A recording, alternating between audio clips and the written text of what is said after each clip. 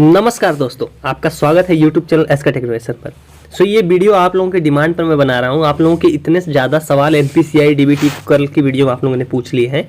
आप लोगों ने काफ़ी ज़्यादा इंस्टाग्राम, टेलीग्राम, कमेंट्स में हर जगह पे NPCI DBT का सवाल पूछा, तो मैंने सोचा चलो आप लोगों के लिए एक वीडियो इस पर बनती है। इसमें आपके डाउट्स क्लियर होंगे कि अगर दूसरे खाते में NPCI है तो क्या करें, NPCI और DBT होता क्या है, क्या दूसरी बार PFMS से वेरीफाई होगा या नहीं होगा। इस सारे सवालों के जवाब इस वीडियो के अंदर आपको देखने को मिलेंगे।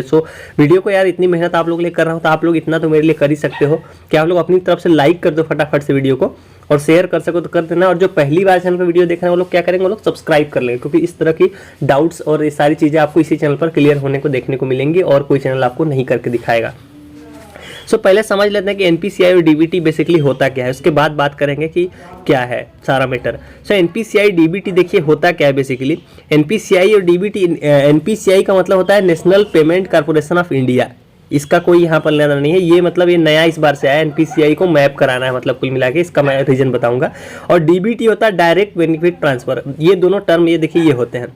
अब आपको समझना है, लोग पूछ रहे हैं कि ये दोनों सेम है या अलग है, तो ये दोनों अलग की चीज़ें हैं। अब मैं बताता हूँ क्या होता है। NPCI में बेसिकली एक तरह का मतलब नया टाइप का चीज़ आया है। इसमें आपके खाते को, आपके आधार, आपका बैंक, ये तीन चीज़ एक में एक तरह से लिंक होते हैं। मतलब ये एक तरह का प्रोसेस है जो बैंक वाले करते हैं। इसमें मतलब होता क्या है ना कि एक गवर्नमेंट स्कीम से पैसा लेने के लिए जो है कि एक खाता जो कि आपका कोई एक बैंक अकाउंट, सिर्फ एक ही हो सकता है, एक आपका ऐसा बैंक अकाउंट जो कि आपके आधार से डायरेक्ट लिंक होगा। ऐसा बैंक अकाउंट मतलब हो तो मतलब आप जानते हो कि आपके बैंक अकाउंट आपके 3-4 हैं, सारे आधार से लिंक है। लेकिन NPCI जो बोल रहा हूँ मैं, उसमें सिर्फ एक ही बैंक अकाउंट आपका मैप हो सकता है। तो ये कराना इस बार से कंपलसरी हो गया है।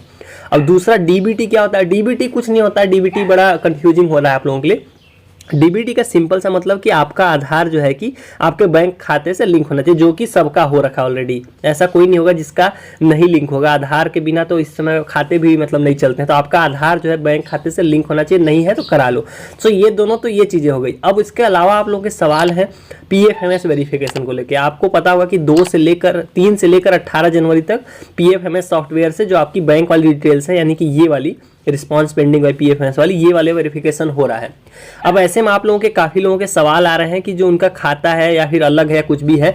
आप लोग मतलब जैसे मैं भी खुद नहीं चाहता और आप लोग भी नहीं चाहते हो कि आपका कुछ इस तरह से हो, रिजेक्टेड बाई बैंक हो जाए, कुछ इस तरह का आ जाए, या फिर कुछ भी और हो जाए। जैसे इस तरह से भी हो जाए कि UID never enable for DBT, या इस तरह से कुछ भी रिजेक्टेड बाय बैंक। मैं भी नहीं चाहूँगा कि मेरे व्यूअर जो भी आप लोग मेरी वीडियोस को फॉलो करते हो इस तरह से हो।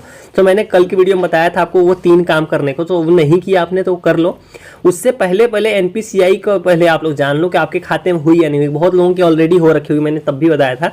उसके लिए आपको क्या करना है, ये वाली वीडियो आपको डिस्क्रिप्शन में भी मैं डाल दूंगा। वैसे तो आप ये वाली वीडियो जरूर जाके चेकआउट कर लो, इससे आप जान सकते हो कि आपकी खाते में मैपिंग हुई है नहीं हुई है।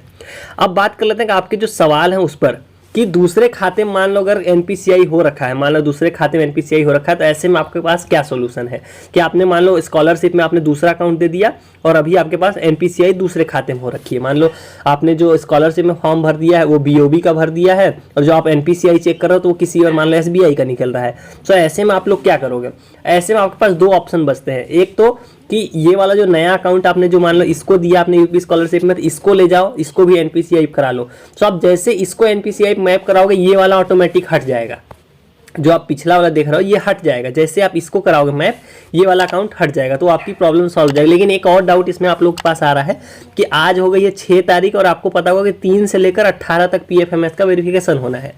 क्या हो अगर कि मैं चेंज करा लूँ और ये होने में लेट हो जाए, 18 के बाद हो, तो क्या PFMS का वेरिफिकेशन दोबारा होगा या नहीं होगा। ये बहुत बड़ा डाउट है जो मेरे दिमाग में भी है। इसके लिए हम लोग चलेंगे ऑफिशियल सर्कुलर की तरफ और वहाँ से आपको ये चीज़ समझाता हूँ कि दोबारा से PFMS का वेरिफिकेशन होगा या नहीं होगा। चलिए चलते हैं ऑफिशियल सर्कुलर की तरफ।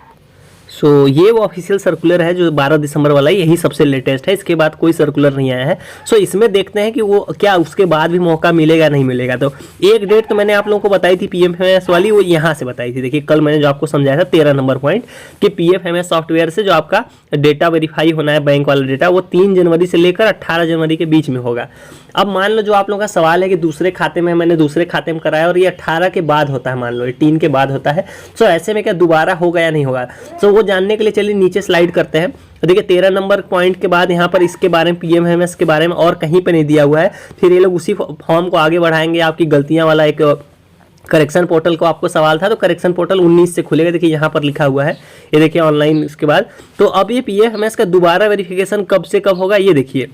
अब यहाँ पर आपको देखने की बात है, जो 18 नंबर पॉइंट है, छात्र द्वारा सही किए गए संदेहास्पद डेटा को एनआईसी की राज्य इकाई में विभिन्न बिंदुओं पर पुनः परीक्षण किया जाना।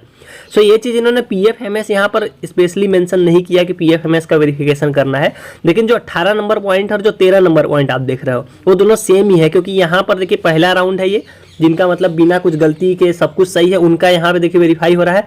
अब इसमें जिसकी गलती निकलती है, मान लो किसी का कुछ गलत निकलता है इस वाले वेरिफिकेशन में, मतलब 3 से 18 वाले राउंड में किसी की कोई गलती निकलती है, तो उनको करेक्शन का मौका देखिए 19 से लेकर 27 जनवरी के बीच में दिखे दिया जाएगा। तो इसी राउंड में दोबारा से एक राउंड पीएफएमएस वेरिफिकेशन का और होना है, वो है 18 नंबर पॉइंट पर। आप देखिए कि छात्र द्वारा सही किए गए संदेहास्पद डेटा को एनआईसी की राज्य इकाई में विभिन्न बिंदुओं पर पुनः परीक्षण किया जाना। मतलब वही है कि जो पीएफएमएस का क्लियर नाम नहीं लिखा हुआ, लेकिन ये पीएफएमएस वेरिफिकेशन की ही बात कर रहे हैं कि एक बार दोबारा से 3 फरवरी से लेकर 16 फरवरी के बीच में वही पीएफएमएस वेरिफिकेशन दोबारा से होगा।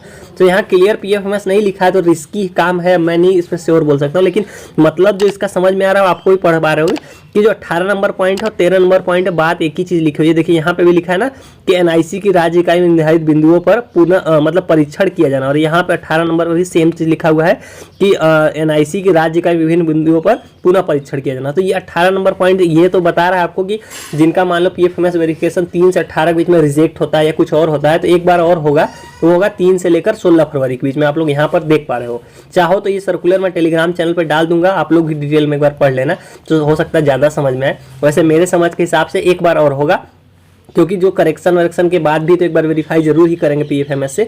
सो मैं श्योर हूँ, मेरे तरफ से 85% की मैं श्योरिटी बता सकता हूँ आपको कि पीएफएमएस का दोबारा वेरिफिकेशन होगा। सो जिनका मतलब मान लो दूसरे खाते में हो रखा है, वो लोग क्या करेंगे, वो लोग अपना करवा ले दूसरे खाते में, अभी मौका है, पहले वेट कर लो उनकी तरफ से कोई रिस्पांस मतलब आने का। एक केस और आपको बताता हूँ, मान लो दूसरे खाते में हो रखा है एनपीसीआई और दूसरा खाता स्कॉलरशिप में दे रखा है, तो क्या हो सकता है। तो मैं आपको एक घटना बताता हूँ।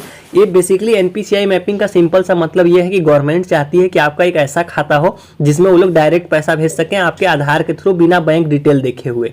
मतलब सीधे आपका आधार नंबर डालें कि इनका ये नाम है, इनका ये आधार है, इस आधार पे पैसा डाल दो, मतलब आधार पे पैसा डालने की स्कीम है ये।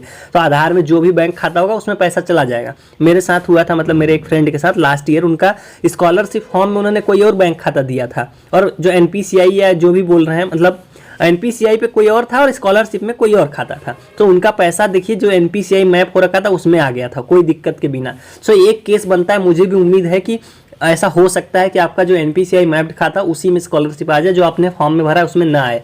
पर वो रिस्की काम है, देखिए मैं बता रहा हूँ, क्योंकि अगर आप नियम वाइज जाओगे तो आपको एनपीसीआई मैपिंग और स्कॉलरशिप वाले फॉर्म में दोनों में एक ही खाता देना है। लेकिन मैंने आपको एक केस बता दिया जो हुआ था।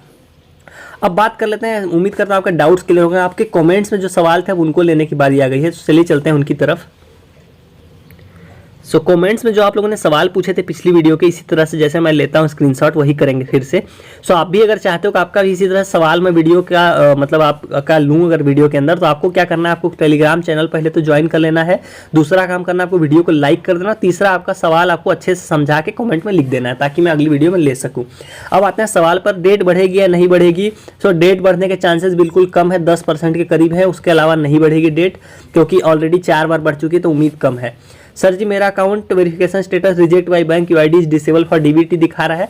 तो आपको बैंक अकाउंट जाना है फटाक से, और तुरंत आपको आधार दोबारा से अपना लगाना है, और एक बार पासबुक में और आधार में अपनी एड्रेस और नाम वाम चेक कर लेना है, ये चीज़ें सही हो जाएंगी। सर बीए का स्कॉलरशिप कब आएगा? 12 दिसंबर को वेरिफिकेशन कंप्लीट हो चुका है। एग्जैक्ट डेट स्कॉलरशिप की बताना बड़ी मुश्किल है, क्योंकि अब तक इन्होंने जो भी सर्कुलर में डेट्स लिखी हैं, आपको पता होगा, कल एक स्टूडेंट को मैं बता रहा था, उसको इन्होंने बिल्कुल फॉलो नहीं किया। तो डेट के हिसाब से जाओगे तो कुछ पता नहीं कब आएगी। वैसे 10 जनवरी के बाद आपको पता होगा कि एक फिक्स डेट निकल कर आ रही है, जो अखबार में भी आई थी। सो उम्मीद कर सकते हैं 10 के बाद ऑल वेरिफिकेशन वालों का आ सकता है स्कॉलरशिप, लेकिन कोई बता नहीं सकता आपको, क्योंकि इन लोग फॉलो नहीं कर रहे डेट। भाई हमने 24 दिसंबर को फॉर्म फार्मेल सर्च किया था, अमाउंट कब आ जाएगा? 24 दिसंबर को किया था, तो आपके स्टेटस के ऊपर डिपेंड करता है। गौरव स्टेटस आप बताओ तब बता पाऊंगा। अगर 2-3 लाख ट्रांजैक्शन होता है तो क्या आएगी? इससे तो कोई दिक्कत नहीं होना चाहिए 2-3 लाख ट्रांजैक्शन से, क्योंकि आपने इनकम सर्टिफिकेट भरा है, तो उससे मेरे हिसाब से प्रॉब्लम तो नहीं आनी चाहिए। मैंने अकाउंट नंबर दूसरा डाला है, बट पिछली बार आधार लिंक्ड में आ गया था, वही जो मैंने अभी आपको बताया था, सेम आपकी समस्या है, समझ गए होंगे आप लोग। अब अगले सवाल की तरफ बढ़ते हैं। सर मेरा अकाउंट से आधार से लिंक है, लेकिन जो फॉर्म में अकाउंट लगा था उसमें लिंक नहीं है, क्या स्कॉलरशिप दूसरे अकाउंट में आ सकती है? अब देखो, मैंने अभी ये वाला केस कुलदीप बता दिया, आपने सुना होगा तो आप समझ गए होंगे क्या करना है। सर एमए वालों को कब तक आएगा? सब वेरीफाइड, डिस्ट्रिक्ट से वेरीफाई हो गया, वही 10 के बाद आप भी उम्मीद कर सकते हैं। अरू पटेल। अब अगले सवाल की तरफ बढ़ते हैं। भाई मेरे वेरीफाई बट मेरे नंबर पर रिचार्ज नहीं है, क्या पैसा आने में प्रॉब्लम तो नहीं होगी? देखो, मोबाइल नंबर में रिचार्ज नहीं है तो पैसा आने में कोई प्रॉब्लम नहीं होगी, इसका कोई लेना नहीं। बस वही है कि आपको एसएमएस के थ्रू पता नहीं चलेगा कि अकाउंट में पैसा आया या नहीं आया, बस उससे और कोई फर्क नहीं पड़ेगा अकाउंट से। अटेंडेंस लेस देन 75% का सोल्यूशन, इसका सोल्यूशन सिंपल सा है। करेक्शन की विंडो जब खुलेगी तो आपका कॉलेज से आप बात करो, क्योंकि अटेंडेंस वाला मैटर वही लोग सही कर सकते हैं, आप नहीं कर सकते हो। डुप्लीकेट इनकम सर्टिफिकेट नंबर दिखा रहा है, सही हो जाएगा, करेक्शन में सही कर लेना, करेक्शन की विंडो 19 से खुल जाएगी। सर मेरा रिस्पांस भाई पेंडिंग दिखा रहा है, रिस्पांस पेंडिंग का तो चल रहा है वेरिफिकेशन। सर मेरा एनपीसीआई है बट पीएफएमएस रिस्पांस बता रहा है, अब क्या करें? कोई नहीं, 3 से 18 के बीच में इंद्रजीत आपका वेरीफाई हो जाएगा, चिंता मत करो आप, अब तो हो ही रहा है। सो ये सारे सवाल थे, उम्मीद करता हूँ आपके डाउट्स क्लियर होंगे। मैं नहीं चाहता कि आप में से किसी का ये हो, इस वजह से मैं इतनी मेहनत करता हूँ आप लोगों के लिए। सो वीडियो को लाइक करके जाना, और टेलीग्राम चैनल से नहीं जुड़े हो तो जुड़ जाओ, और इंस्टाग्राम पे भी जुड़ जाओ, अगर आपकी इच्छा हो तो मुझे फॉलो करने की, आप वहाँ भी जुड़ के सवाल पूछ सकते हो।